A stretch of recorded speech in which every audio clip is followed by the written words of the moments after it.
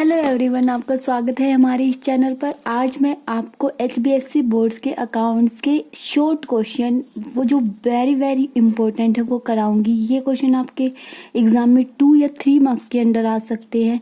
मैंने MCQ question की एक सेपरेट वीडियो बना के डाली है। अब मैं आपको शॉर्ट क्वेश्चन बताऊंगी अकाउंट्स के चैप्टर वाइज। उसके बाद मैं आपको लॉन्ग क्वेश्चन बताऊंगी जो वेरी इंपॉर्टेंट है। ठीक है, शुरुआत करते हैं चैप्टर नंबर 1 से। जो हमारा क्या नाम है चैप्टर नंबर 1 का? Financial statement of not for profit organisation. इस चैप्टर के हम क्वेश्चन करेंगे। इसमें से क्या क्या इंपॉर्टेंट है? लाभ न कमाने वाली संस्था किसे कहते हैं? What is are not for profit organisation. आपको पता है ये एनपीओ क्या होता है? ऐसी संस्था जिसका उद्देश्य क्या होता है? लाभ कमाना नहीं होता, जो सिर्फ समाज के कल्याण के लिए क्या की जाती है? स्थापित की जाती है। उसे हम क्या कहते हैं? एनपीओ। यह व्यक्तियों की ऐसी संस्था है जिसकी स्थापना समाज की सेवा करने के लिए की जाती है, जैसे अस्पताल, विद्यालय, लाइब्रेरी। सेकंड क्वेश्चन है, सदस्यता चंदे किसे कहते हैं? What is meant by membership subscription. क्या कहते हैं? चंदे एक लाभ न कमाने वाली संस्था की आय का क्या होता है? मुख्य साधन होता है, और यह सदस्यों द्वारा सावधि रूप से अपनी सदस्यता बनाए रखने के लिए दी जाती है। ठीक है, उसे क्या कहते हैं हम? Membership subscription. थर्ड क्वेश्चन है हमारा, लाभ न कमाने वाली संस्थाओं की आय के 2 मुख्य साधन बताइए। मतलब एनपीओ किन किन साधनों से अपनी आय को इकट्ठा करती है? 2 साधनों के नाम लिखने हैं। क्वेश्चन 2 मार्क्स में आ सकता है। क्या क्या है? चंदा, सरकार द्वारा वित्तीय सहायता। क्या क्या? चंदा और सरकार द्वारा वित्तीय सहायता। यह हमारा थर्ड क्वेश्चन हो गया। अब हमारा फोर्थ क्वेश्चन है। फोर्थ क्वेश्चन हमारा क्या है? पूंजीगत प्राप्तियों के 2 उदाहरण दीजिए। Give a 2 example of capital receipt. आजीविका सदस्यता शुल्क, मतलब लाइफ मेंबरशिप फीस। भवन बनाने के लिए, सेकंड क्या है? भवन बनाने के लिए दान, मतलब डोनेशन फॉर बिल्डिंग। ये हमारे क्या है? 2 कैपिटल रिसिप्ट। फिफ्थ क्वेश्चन है हमारा इसी चैप्टर का, आयगत प्राप्तियों के 2 उदाहरण दीजिए। Give a 2 example of revenue receipt. First क्या है? सदस्यों से प्राप्त चंदा, मतलब subscription received from members. Second क्या है? प्राप्त किराया, मतलब रेंट रिसीव्ड। सिक्स्थ क्वेश्चन क्या है? हमने पहले क्या किया? रिसिप्ट, कैपिटल रिसिप्ट और रिवेन्यू रिसिप्ट। अब क्या है? पूंजीगत व्यय के 2 उदाहरण दीजिए। Give 2 example of capital expenditure. Capital expenditure कौन कौन सा होता है? फर्स्ट क्या है हमारा? भवन की खरीद, मतलब परचेज ऑफ बिल्डिंग। सेकंड क्या है? सरकारी प्रतिभूतियों की खरीद, मतलब परचेज ऑफ गवर्नमेंट सिक्योरिटीज। ये क्वेश्चन ही है आपके इम्पोर्टेंट, जो 2 मार्क्स में आ सकते हैं आपके। 7th क्वेश्चन है हमारा, आयगत व्यय के 2 उदाहरण दीजिए। आयगत व्यय के 2 उदाहरण दीजिए। कौन कौन सा है? किराए का भुगतान, मतलब पेमेंट ऑफ रेंट। वेतन का भुगतान, सेकंड क्या है? वेतन का भुगतान, मतलब पेमेंट ऑफ सैलरी। अब हमारा 8th क्वेश्चन क्या है? अब हम सेकंड चैप्टर पे आ गए हैं। उसमें हमारा मतलब 8th क्वेश्चन क्या है हमारा? सेकंड चैप्टर हमारा कौन सा है? Accounting for partnership firm fundamentals. उसमें क्या क्वेश्चन आ सकता है? क्या एक अवयस्क एक साझेदारी फर्म में साझेदार बन सकता है? क्वेश्चन आ सकता है ये 2 मार्क्स में। नहीं, मतलब साझेदारी फर्म में अवयस्क, मतलब 18 साल से जिसकी कम आयु है, वो क्या है? साझेदार नहीं बन सकता। लेकिन उसे फर्म के लाभों में हिस्सा मिल सकता है। ठीक है, साझेदार नहीं बन सकता, केवल लाभ में उसे हिस्सा मिल सकता है। उसके बाद इसी चैप्टर का हमारा सेकंड क्वेश्चन है, मतलब 9th क्वेश्चन हमारा क्या है? साझेदारी संलेख से क्या आशय है? What is partnership deed. Partnership deed वह होती है जिसमें सभी पार्टनर्स अपने क्या लिखते हैं? एक ठहराव होता है जिसमें साझेदारों के द्वारा सहमति की सभी शर्तें लिखी जाती है कि हमें को मतलब किस अनुपात में हमें लाभ हानि बांटना है। ठीक है, हमारी फर्म का स्थान क्या, मतलब उसमें सारी पार्टनरशिप से रिलेटेड सारी बातें लिखी होती है, उसे क्या कहते हैं हम, पार्टनरशिप डीड। साझेदारी संलेख एक लिखित ठहराव है जिसमें साझेदारों द्वारा सहमत की हुई शर्तें होती है, जिसपे सारे साझेदार क्या होते हैं, सहमत। वो सभी शर्तें किसमें लिखी होती है, पार्टनरशिप डीड में। 10th क्वेश्चन है हमारा, एक फर्म में साझेदारों की न्यूनतम संख्या क्या होती है। What can be minimum number of a partner in a firm. Partnership में कितने मेंबर हो सकते हैं, क्या है, न्यूनतम 2 और अधिकतम 50। ठीक है, कम से कम 2 और अधिक से अधिक 50, इससे ज्यादा मेंबर पार्टनरशिप में नहीं हो सकते। उसके बाद हमारा 11th क्वेश्चन है, साझेदारी संलेख के अभाव में फर्म के लाभों को साझेदारों में किस अनुपात में विभाजित किया जा सकता है। अगर किसी पार्टनरशिप में पार्टनरशिप डीड नहीं बनाई गई, साझेदारी संलेख नहीं बनाया गया, तो पार्टनर्स अपना प्रॉफिट कौन से अनुपात में क्या करेंगे, बांटेंगे। कौन से अनुपात में बांटेंगे, इक्वली बांटेंगे। ठीक है, अगर पार्टनरशिप डीड नहीं बनाई गई तो हमें ये नहीं पता होगा कि हम अपने लाभ को कौन से अनुपात में बांटे, तो सभी पार्टनर उसे किस अनुपात में बांटेंगे, बराबर, मतलब इक्वली। ये हमारा 11th क्वेश्चन था। 12th क्वेश्चन क्या है हमारा, उसके बाद हम आ गए 3rd चैप्टर पे। 3rd चैप्टर हमारा क्या है, change in profit sharing ratio among the existing partner. ये हमारा चैप्टर नंबर 3rd है। अब हम क्वेश्चन नंबर किस पे आ गए, 12th पे। क्या क्वेश्चन है, साझेदारी फर्म के पुनर्गठन से क्या आशय है। What is meant by reconstitution. Reconstitution क्या होता है। साझेदारी एक ठहराव है। आंसर क्या लिखना है इसमें आपको, साझेदारी एक क्या है, ठहराव, मतलब क्या है, एग्रीमेंट। और वर्तमान ठहराव में किसी भी परिवर्तन से वर्तमान ठहराव तो समाप्त हो जाता है। जब क्या होता है, जब हमारा क्या होता है, ठहराव में कुछ भी हम परिवर्तन करते हैं, हमारे क्या है, एग्रीमेंट, हमने क्या है, पार्टनरशिप के लिए हम क्या बनाते हैं, एक एग्रीमेंट बनाते हैं।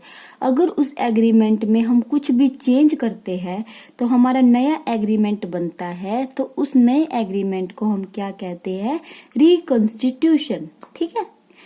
13 क्वेश्चन है, ऐसे 2 अवसर लिखिए जब साझेदारी फर्म का पुनर्गठन होता है। State any 2 occasion when reconstitution of a partnership firm take place. मतलब ऐसे 2 क्या लिखने हैं, हमें अवसर लिखने हैं जब हम क्या करते हैं, फर्म का रिकंस्टिट्यूशन करते हैं। क्या क्या है वो, वर्तमान साझेदार के लाभ विभाजन अनुपात में परिवर्तन, जब हम क्या करते हैं, प्रॉफिट शेयरिंग रेशियो क्या कर लेते हैं, चेंज कर लेते हैं, तो हमारा नया एग्रीमेंट बनता है। रिकंस्टिट्यूशन उसको ही कहते हैं ना, जब हमारा नया एग्रीमेंट बनता है और पुराना एग्रीमेंट हमारा खत्म हो जाता है, उसे हम क्या कहते हैं, रिकंस्टिट्यूशन। तो किस किस टाइम हम रिकंस्टिट्यूशन करते हैं, जब हमारी प्रॉफिट शेयरिंग रेशियो चेंज होती है, या फिर किसी साझेदार का या तो एडमिशन होता है, या रिटायर हो जाता है, या डेथ हो जाती है। ठीक है, उस टाइम हम क्या करते हैं, रिकंस्टिट्यूशन करते हैं। वेरी इंपॉर्टेंट क्वेश्चन है। मैं आपको चैप्टर वाइज सारे इंपॉर्टेंट क्वेश्चन बता रही हूँ। तो आपको अगर मेरा वीडियो पसंद आए तो वीडियो को लाइक और चैनल को सब्सक्राइब कर देना, ताकि मैं आपके लिए आने वाली नई नई वीडियो लेके आती रहूं। उसके बाद हमारा 14 क्वेश्चन है, त्याग अनुपात किसे कहते हैं। What is sacrificing ratio. Sacrificing ratio क्या होते हैं, वह अनुपात जिसमें एक अथवा अधिक वर्तमान साझेदार अपने पुराने हिस्से का कुछ भाग त्याग अन्य अथवा अधिक साझेदार के पक्ष में करते हैं। जैसे हमारे 3 पार्टनर हैं, 3 पार्टनर कौन कौन से हैं, ए, बी और नहीं, हमारे क्या है, 2 पार्टनर है, और हमने क्या है, तीसरा पार्टनर क्या हो गया, हमारा एडमिशन हो गया तीसरे पार्टनर का। ठीक है, इनकी प्रॉफिट शेयरिंग रेशियो 1:1 थी, और ये भी पार्टनर क्या हो गया, एडमिट हो गया। तो ये पार्टनर अपने कुछ हिस्से का त्याग करके नए पार्टनर को जो हिस्सा दे देंगे उसे हम क्या कहते हैं, सैक्रिफाइसिंग रेशियो। जब क्या है, पुराने साझेदार नए साझेदार को अपने हिस्से में से कुछ पार्ट देंगे तो उसे हम क्या कहेंगे, सैक्रिफाइसिंग रेशियो। उसके बाद है, त्याग अनुपात ज्ञात करने का क्या फॉर्मूला है। What is the formula for calculating sacrificing ratio. क्या फॉर्मूला है सैक्रिफाइसिंग रेशियो का, old ratio minus new ratio. अब आ गए हम चैप्टर नंबर 4 पे। चैप्टर नंबर 4 हमारा क्या है? Admission of a partner. Question number हमारा कौन सा है? 16। क्या है? साझेदार के अवकाश ग्रहण करने से क्या अभिप्राय है? What is meant by retirement of a partner, जिसमें वर्तमान साझेदारी संलेख समाप्त हो जाता है और शेष साझेदारों के मध्य एक नया संलेख प्रारंभ हो जाता है। जब क्या होता है, जो हमारा प्रेजेंट का एग्रीमेंट होता है वो हम खत्म करके एक नया क्या करते हैं, जो बचे, जैसे हमारे 3 पार्टनर थे A, B और C। अब C पार्टनर हमारा क्या हो गया? रिटायर हो गया, मतलब चला गया, तो क्या बच गए? A, B partner. तो ये हम अपना एक क्या बनाएंगे? नया एग्रीमेंट बनाएंगे। ठीक है, एक नया एग्रीमेंट इनके मध्य बन गया। तो इसे ही हम क्या कहते हैं? Retirement of partner. जब एक पार्टनर के जाने से नया एग्रीमेंट बनाया जाता है तो उसे हम क्या कहते हैं? Retirement of partner. ये हमारा क्या हो गया? 16 क्वेश्चन।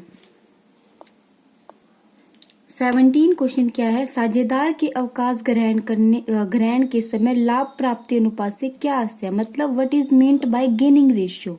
ठीक है, गेनिंग रेशियो और रिटायरमेंट ऑफ पार्टनर। ठीक है, गेनिंग रेशियो क्या होती है रिटायरमेंट ऑफ पार्टनर के समय? जिसमें अवकाश ग्रहण करने वाले साझेदार के लाभ का हिस्सा शेष साझेदारों द्वारा ग्रहण कर लिया जाता है। जब कोई तीसरा मतलब कोई पार्टनर क्या हो जाता है? रिटायर हो जाता है, तो उसका हिस्सा क्या है? उसके हिस्से को जो पुराने साझेदार है, जो मतलब वर्तमान में साझेदार बच जाते हैं, जैसे A, B और C पार्टनर है, अगर C पार्टनर रिटायर हो जाता है तो इसके हिस्से को कौन बांटेंगे आपस में? A और B द्वारा क्या कर लिया जाता है? ग्रहण किया जाता है। तो उसे हम क्या कहते हैं? Gaining ratio of retirement of partner. उसके बाद 18 क्वेश्चन क्या है हमारा? लाभ प्राप्ति अनुपात ज्ञात करने का क्या फॉर्मूला है? What is the formula for calculating gaining ratio? Gaining ratio क्या होता है? New ratio minus old ratio. अब हमारा 5th चैप्टर क्या है? Issue of share. इसमें हमारा 19 क्वेश्चन क्या है? अंश पूंजी के 4 प्रकार लिखिए। State 4 types of share capital. Share capital कितने प्रकार की होती है? 4 प्रकार की होती है। कौन कौन सी? Authorised capital, issued capital, subscribe and fully paid capital, subscribe and not fully paid capital. उसके बाद हमारा 20 क्वेश्चन है स्वीट समता अंश क्या होते हैं? What are sweet equity shares? Answer क्या लिखना है? जो शेयर कंपनी के कर्मचारियों को और डायरेक्टरों को रियायती मूल्य पर या निशुल्क बांटे जाते हैं उन्हें स्वेट समता अंश कहते हैं। जब कर्मचारियों को, डायरेक्टरों को कम मूल्य पर या फ्री में क्या बांटे जाते हैं? जो अंश बांटे जाते हैं उन्हें हम क्या कहते हैं? Sweat equity shares. 21 क्वेश्चन है अदत्त याचना तथा अग्रिम याचना से संबंधित लेखांकन में क्या अर्थ है? मतलब कॉल्स इन एरियर क्या होता है और कॉल्स इन एडवांस क्या होता है? कॉल्स इन एरियर क्या होता है? उन कॉलों की राशि जो अभी तक व्यवसाय द्वारा प्राप्त नहीं हुई, मतलब जो कॉल की राशि हमें प्राप्त नहीं हुई वो होगी हमारी कॉल्स इन एरियर। और जिनकी एडवांस में, जिन कॉलों की एडवांस में हमें क्या मिल गई है? पेमेंट, उन्हें हम क्या कहेंगे? Calls in advance.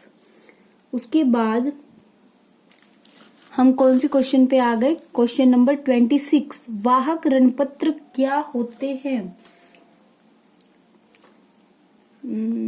उसके बाद हम कौन से क्वेश्चन पे आ गए हैं? 23 क्वेश्चन पे। 23 क्वेश्चन में हमें क्या लिखना है? कंपनी की पूंजी के उस हिस्से का क्या नाम है जिसे कंपनी द्वारा केवल समापन के समय ही मंगाया जा सकता है? What is the name given to be the part of capital of a company which is called up only on winding up? क्या कहते हैं हम उसे? Reserve capital. इसे हम समापन के समय ही मंगाते हैं। उसके बाद हमारा चैप्टर नंबर 6 है डिवेंचर वाला। उसमें क्वेश्चन क्या आ सकता है? कूपन दर क्या होती है? What is coupon rate? Coupon rate क्या होता है? कूपन दर ब्याज की वह दर होती है जिस दर से कंपनी द्वारा अपने ऋणपत्रों पर ब्याज दिया जाता है। ऋणपत्रों पर जिस दर से ब्याज दिया जाता है उसे हम क्या कहते हैं? Coupon rate. 25th क्वेश्चन है, अपरिवर्तनीय ऋण पत्रों से क्या आशय है? What is meant by non convertible debenture? Non convertible debenture ऐसे डिबेंचर होते हैं जिन शेयर्स को हम अन्य प्रतिभूतियों में नहीं बदल सकते, अन्य सिक्योरिटीज में चेंज नहीं कर सकते, उसे हम क्या कहते हैं? Non convertible debenture. उसके बाद हमारा 26 क्वेश्चन क्या है, वाहक ऋण पत्र क्या होते हैं? मतलब what is meant by bearer debenture? Bearer debenture कौन से होते हैं? इन ऋण पत्रों के धारकों का नाम व पता कंपनी के रजिस्टर में दर्ज नहीं होता। मतलब क्या करते हैं हम, इन ऋण पत्रों के धारकों मतलब जिन्होंने इस डिबेंचर्स को लिया है उनका नाम पता कंपनी के रजिस्टर में नहीं लिखते, उन्हें हम क्या कहते हैं? Bearer debenture. चैप्टर नंबर 7 है रिडम्पशन ऑफ डिबेंचर। उसमें क्वेश्चन आ सकता है, ऋण पत्रों के शोधन से क्या अभिप्राय है? मतलब what is meant by redemption of debenture? ऋण पत्रों के शोधन का अर्थ है ऋण पत्रों की राशि का ऋण पत्रधारियों को भुगतान करना। जब हम ऋण पत्रों की राशि का क्या है, ऋण पत्रधारियों को क्या कर देते हैं? भुगतान। मतलब ऋण पत्रों का जब हम भुगतान कर देते हैं तो उन्हें हम क्या कहते हैं? Redemption of debenture. 28 क्वेश्चन है, ऋण पत्रों के शोधन के लिए वित्त के 2 साधनों के नाम बताइए। मतलब हम रिडम्पशन करने के लिए, ऋण पत्रों का भुगतान करने के लिए जिन 2 साधनों का प्रयोग करते हैं उन्हें क्या, कौन कौन से है वो? नए अंशों एवं ऋण पत्रों के निर्गमन से धन में से शोधन या फिर लाभों में से शोधन। उसके बाद क्वेश्चन आ सकता है, full form of DRR। DRR की फुल फॉर्म क्या होती है? Debenture redemption reserve. ये हमारे क्वेश्चन हो गए। मैंने 7 चैप्टर कराए हैं आपको। कौन कौन से चैप्टर कराए हैं मैंने? फर्स्ट चैप्टर के मैंने बताया आपको, कौन सा चैप्टर था? First, financial statement of not for profit organisation. Second chapter था आपका accounting for partnership firm fundamentals. Third chapter था आपका change in profit sharing ratio among the existing partner. Fourth chapter था आपका admission of a partner. Fifth chapter था आपका retirement of a death of a partner. Six chapter था आपका issue of shares. 7 chapter था आपका डिबेंचर। और उसके बाद 8 चैप्टर आपका था रिडम्पशन ऑफ डिबेंचर। ये आपके सारे चैप्टर कंप्लीट हो गए हैं। मैंने आपको सारे के इम्पोर्टेंट क्वेश्चन बता दिए। उसके बाद मैं आपके नेक्स्ट वीडियो में लॉन्ग क्वेश्चन इम्पोर्टेंट बताऊंगी जो एग्जाम के पॉइंट ऑफ व्यू से बहुत इम्पोर्टेंट है। अगर आपको मेरा वीडियो पसंद आए तो वीडियो को जल्दी से लाइक और चैनल को सब्सक्राइब कीजिएगा। Thank you for watching my video.